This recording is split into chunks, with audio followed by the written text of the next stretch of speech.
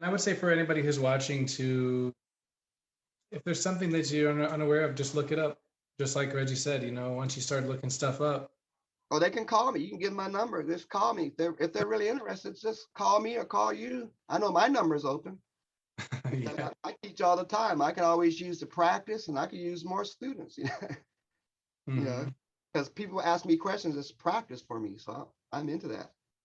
I So want to yeah, say something practical about that, which I've learned from you, is that um, it's like, well, I remember one time I was at your house with my friend Jeff, and he said, "Well, how do you use this stuff?" And you said, "Well, I play this stuff." And he said, "What do you mean? How do you play it?" Now that I've had so many lessons with you, I know that you're playing it. Like I'm starting to see that, and you know what I'm saying, and it's blowing my mind. But what I have done is every lesson we've ever had, almost you show me at least one new book every single time. yeah. I get those books, like I actually get those books that you show me. And just like Victor says, one of the things like a quest in every question. Nice, nice, nice. And it's like, man, I've gone down this giant rabbit hole in this giant quest, but it is bringing me, and I'm still on it, but it is really creeping into my playing Yeah. in so many ways. And it's like how to really play that. Well, that's Um, very good. See, in the Bible, not to cut you off, but in the yeah, Bible, in Revelations, it talks about the mark of the beast, right? The mark of the beast, the devil, everybody's gonna have the mark on their head. They're looking at the negative side. To me, I know the Bible's a positive book. So that just means they didn't study. They just open it up. Okay, I got it all figured out. They're talking about the devil's gonna put a mark. No. These guys were geniuses back then. They weren't somebody that just picked it up once. You see what I mean? So mark of the beast means it really means the marketing of the beast. The beast means you're the best, right? If you say Michael Jordan was a beast, he's the best. So what happens is whenever you're the best, like if we look at real life, right? You always put it back in real life. So many times people they make something that's great. They make cars that run on water, right? But it's too advanced. And so people wonder, how am I going to? So you got to figure out how to market it. So that's what it is. There's geniuses out there all the time. There's people inventing, like for instance, cell phones and then all this binary technology, Microsoft, right? Binary. Now they had this figured out way back before Tesla. John Worrell Keeley, they had it figured out, but they didn't have a way to market it. So finally, Keeley and them secretly marketed his technology. He became well off. Tesla, he secretly marketed his technology. They say he died, but you see what I mean? These guys, so that's true. You have to figure out with all your friend was right.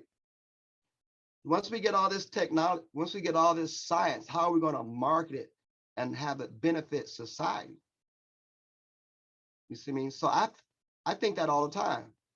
I just feel like I know how to do it because I know how music works. You see what I mean? There's so many ways why you should be getting better. You see what I mean? So, but that is true. Once we get this high science, we don't want to just be above everybody. We want to figure out the mark of the beast or the marketing of being the best. How, now that I'm the best, how do I market? You see what I mean? So if you stay on it and do it the right way. Now, when you do music, to me, music's at the top of the pyramid, right? You got sports, it's getting up the pyramid, but they have a market. You play basketball, they're lucky. They can develop this skill and market it. You see what I mean? Michael Jordan, Dirk Nowitzki, Larry Bird, Magic Johnson. You see what I mean? They can market their skills for. To me, music is higher than that. It's higher than the president because you get to the president, even though he's the president, he's with a political party. Some people like that party and some people don't. You got adversaries. Same thing, Michael Jordan, he was with Chicago Bulls. Everybody knows that name. But, a lot of people like him. A lot of people went against him. But you get Michael Jackson, Elvis Presley. When they play those stadiums, there's no adversary. Everybody's just saying Michael Jackson. Everybody's just saying Kiss, Gene Simmons, a Kiss. Everybody's saying whoever, Justin Timberlake, Beyonce, Elvis Presley. You see what I mean? Where's the adversary? So that puts you, to me, that puts you at the top. So now we gotta figure out what to do with that. It's such a high ranking thing. Okay, now you're talking about high science. Let's take somebody like Hendrix. See, Hendrix to me was one of the biggest influences of the world ever. He was so big, that's why they try to play him down. They make movies to try to play down his greatness. To me, I think it's a conspiracy or a lack of knowledge, either one. Intellectual conspiracy. Maybe they didn't know. But they're playing down this giant, somebody that could stop the Vietnam War. He's the one got all these deadheads, 500,000 people in one spot. Everywhere he was going is 300, 400,000, 500,000 people, 500,000 people coming to his concert all over the country, to where the government had to come and go to talk to the what's his name? The producer, you know, if you see that movie, they explain it really, really good in the movie where Hendrix played in Atlanta. And when he played in Atlanta, a lot of people don't know about it because the government told them to shut it down and don't show the film for 30 years. And so they finally came out. I saw it at the Bell Court here in Nashville. I saw it at least 3 times. And Billy Cox actually came, who played on the concert, to verify. He was actually there the first night. And I know him anyway. I eat dinner with him quite a bit. So him and his wife. So,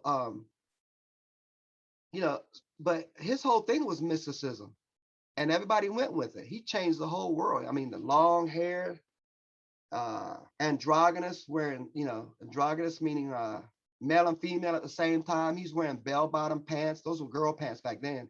High heel shoes. Guys didn't wear that. Those were girl shoes, but he was wearing them. You see what I mean? A feather boa. He calls his guitar an electric lady. You see what I mean? Excuse me while I kiss the sky. That's mysticism. I'm a voodoo child. See, the world is waiting for that. You see what I mean? The look that he was, and that's why the whole world just went that way. Manufacturers, you know, he started the whole thing for me in the 60s. Chuck Berry was good as far as putting the guitar on top and putting rock and roll on top. But then after that came Jimi Hendrix. And he ruled for a decade also. Chuck Berry ruled for a decade, and those guys, Wayne Eddy, all those guys ruled for a decade. But the rock and roll guitar mythology did. Hendrix came and he became the biggest out of all of them. Of course, during the 70s, then Van Halen came and he took the rock and roll god throne over. Everybody tried to play like him, and he changed the way that worked. And of course, and as far as guitar, then Yngwie, the sound that he created, all this death metal and stuff like that, that's just Black Star by Yngwie. Everybody's playing classical arpeggios, music. See, that's all, as far as lead, it's all coming out of the Yngwie. He was the 4th horseman as far as the guitar goes. So the mythology is there. Hendrix, and then you got the Beatles. The mythology is always there. That's why you name your band some crazy name. You got to think about it. That's mythology. It's some type of symbolism. So people are hungry for that.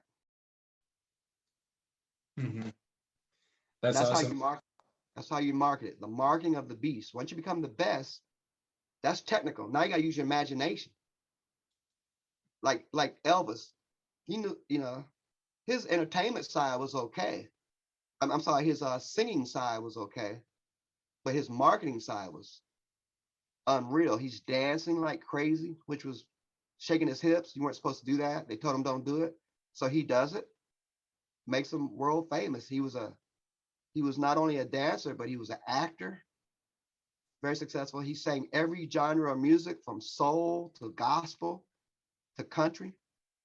You see me? Graceland, you know, over in Memphis, he's a marketing master.